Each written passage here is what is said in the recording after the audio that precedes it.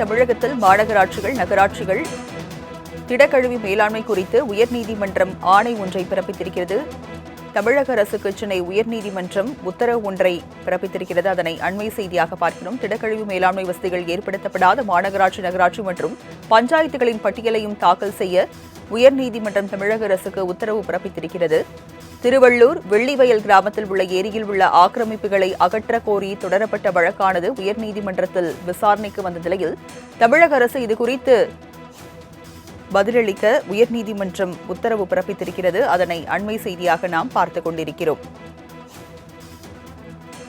தமிழகத்தில் மாநகராட்சிகள், நகராட்சிகள் மற்றும் பஞ்சாயத்துகளில் திடக்கழிவு மேலாண்மை வசதிகள் அமைக்கப்பட்டுள்ளதா என்று சென்னை உயர்நீதிமன்றம் தமிழக அரசுக்கு கேள்வி எழுப்பியிருக்கிறது. மேலும் விரிவான அறிக்கை தாக்கல் செய்யவும் தமிழக அரசுக்கு சென்னை உயர்நீதிமன்றம் உத்தரவு பிறப்பித்திருக்கிறது. அதனை அண்மை செய்தியாக நாம் பார்த்துக் கொண்டிருக்கிறோம்.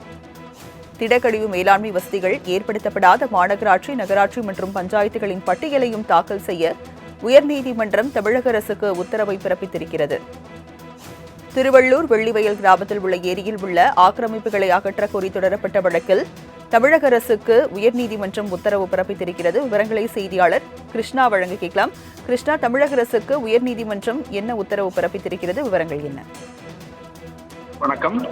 திருவள்ளூர் மாவட்டம் பொன்னேரி தாலுகாவில் உள்ள வெள்ளிவயல் கிராமத்தில் ஏரியில் உள்ள ஆக்கிரமிப்புகளை அகற்ற கோரி அதே கிராமத்தைச் சேர்ந்த திருமலை என்பவர் சென்னை உயர்நீதிமன்றத்தில் பொதுநல வழக்கு ஒன்றை தாக்கல் செய்திருக்கிறார்.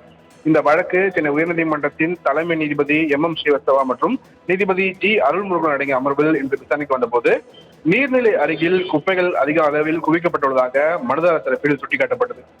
இதையடுத்து திடக்கழிவு மேலாண்மை சட்டப்படி குப்பைகளை கையாள உரிய வசதிகளை அமைக்க வேண்டும். இந்த வசதிகளை ஏற்படுத்தாததால் திறந்த வழிகளில் மலை போல் குப்பைகள் கொட்டப்பட்டுள்ளன என்றும் இது சுற்றுச்சூழலுக்கும் மக்கள் ஆரோக்கியத்திற்கும் அபாயமானது என்று நீதிபதிகள் குறிப்பிட்டிருக்கிறார்கள். தமிழகத்தில் உள்ள மாநகராட்சி, நகராட்சி, பஞ்சாயத்துகளில் திடக்கழிவு மேலாண்மை வசதிகள் அமைக்கப்பட்டுள்ளதா என்பது குறித்து விரிவான அறிக்கையை தாக்கல் செய்ய வேண்டும் என தமிழக நகராட்சி நிர்வாகம் மற்றும் ஊரக வளர்ச்சித்துறை செயலாளருக்கு சென்னை உயர்நீதிமன்ற நீதிபதிகள் உத்தரவிட்டிருக்கிறார்கள். மேலும் திடக்கழிவு மேலாண்மை வசதிகள் ஏற்படுத்தப்படாத மாநகராட்சி, நகராட்சி மற்றும் பஞ்சாயத்துகளின் பட்டியலையும் சேர்த்து அதனுடன் தாக்கல் செய்ய வேண்டும் என்று உத்தரவிட்டு வழக்கின் விசாரணையை பிப்ரவரி 23ஆம் தேதிக்கு தலைமை நீதிபதி அமர்வு தள்ளி வைத்திருக்கிறது.